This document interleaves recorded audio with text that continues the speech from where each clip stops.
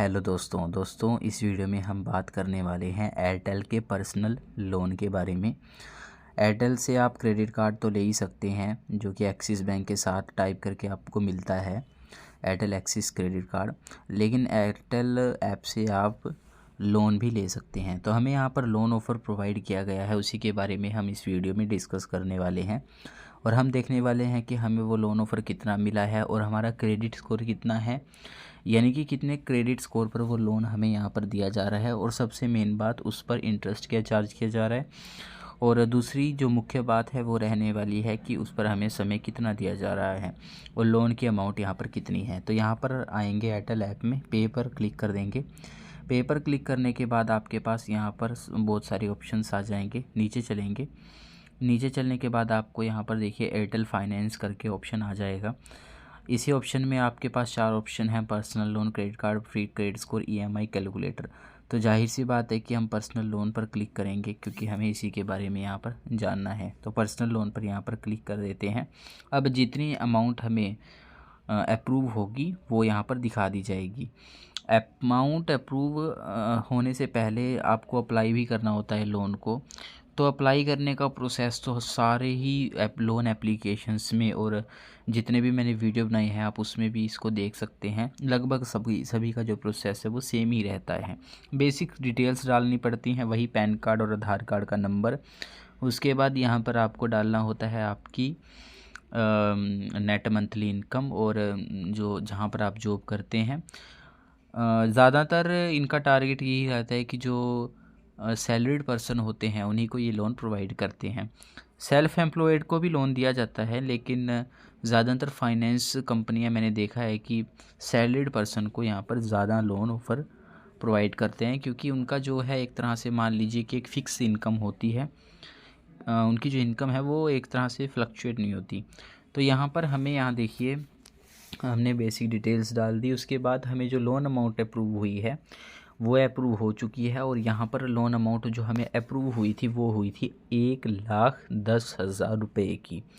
तो ये एक अच्छी खासी लोन अमाउंट है अगर आपको एमरजेंसी लोन लेना है तो इस पर मैं आपको दिखा देता हूँ कि किस तरह से आपको क्या क्या ऑप्शन यहाँ पर दिए जा रहे हैं।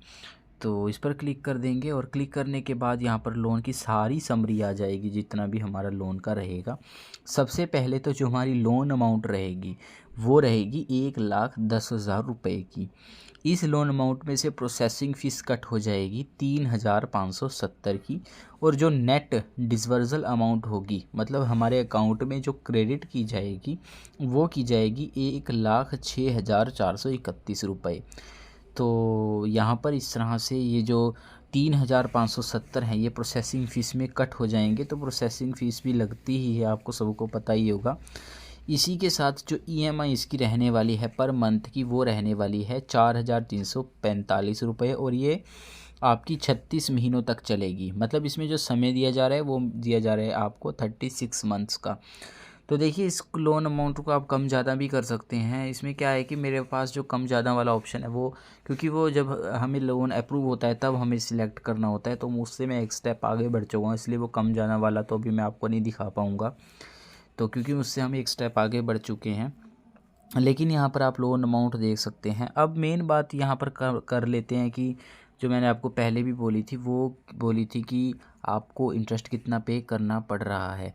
तो इंटरेस्ट यहाँ पर पे करना पड़ रहा है आपको 24.5% पर एनएम के हिसाब से आपसे इंटरेस्ट चार्ज किया जाएगा। और उसी इंटरेस्ट रेट पर यहाँ पर 4,345 रुपये की 36 महीनों के लिए यहाँ पर ईएमआई रहने वाली है। तो चलिए हम देखते हैं कि हम कितना ज़्यादा इस लोन अमाउंट को पे कर रहे हैं, मतलब कि कितना लोन हमें मिल रहा है और उस पर जो इंटरेस्ट वगैरह सब जो प्रोसेसिंग फ़ीस कट होगी उसके हिसाब से हम कितना लोन अमाउंट पे यहाँ पर कर रहे हैं। तो इसके लिए हम यहाँ पर कैलकुलेटर पर जाएंगे। तो मैं आपको दिखा देता हूँ एक बार, यहाँ पर कैलकुलेटर ओपन करेंगे। तो यहाँ पर हम कैलकुलेटर ओपन कर लेते हैं। तो 4,345 एक बार देख लेते हैं कितनी थी यहाँ पर।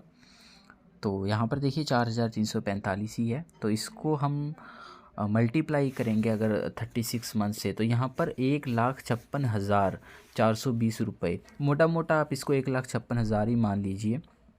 तो इतना अमाउंट आपको पे करना है।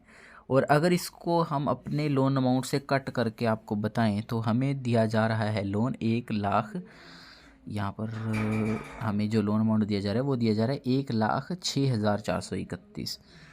तो मैं आपको दिखा देता हूँ, ये है 1,06,431।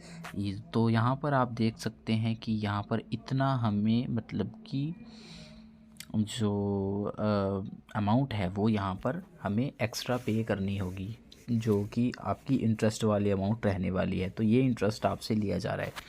तो 50% आपको, मतलब अगर आपने 1,06,000 लिए हैं तो यहाँ पर आपको 48 to 50% का जो मतलब आपको जो इंटरेस्ट है वो लग रहा है। तो ये पर एनएम के हिसाब से अगर कैलकुलेशन है तो 24% पर एनएम का हिसाब से रहेगा। तो इस ऐसा ये चार्जेस यहाँ पर हमसे लिया जा रहा है। तो वो आपके ऊपर डिपेंड है। इमरजेंसी लोन के लिए तो ठीक है, अगर क्योंकि इसमें कोई डॉक्यूमेंटेशन आपका नहीं होगा, कोई वीडियो केवाईसी या कुछ भी नहीं होगा, खाली आपका आधार कार्ड केवाईसी होगा। और एक जो अगला स्टेप रहता है वो रहता है ऑटो डेबिट का।